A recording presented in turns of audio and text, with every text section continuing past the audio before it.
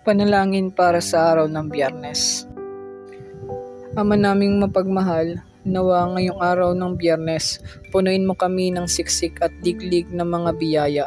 Ibigay mo po ang aming mga pangangailangan sa araw na ito. Maraming salamat po sa isang linggong nagdaan. Thanks God it's Friday. Na po kami ay humihingi ng patnubay at gabay. Proteksyonan niyo po kami ng inyong banal na dugo at ilayo niyo po kami sa anumang kapahamakan. Nawa po bigyan niyo po kami ng lakas para hindi po kami agad mapagod. At nawa pagalingin niyo po kami sa anumang sakit na aming nararamdaman ngayon. Wala po sa inyong imposible, Panginoon. You are the great healer.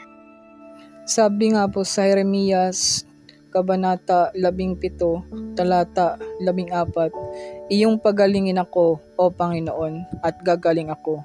Iyong iligtas ako at maliligtas ako, sapagkat ikaw ang aking kapurihan. Nawa, Panginoon, ikaw ang maging sentro ng aming buhay. Sa iyo kami umaasa at alam po namin na hinding-hindi mo kami pababayaan. Panginoon, inilalapit ko po ang mga dasal nila sa inyo. Alam ko po, Panginoon, lahat ng ito ay tutuparin mo.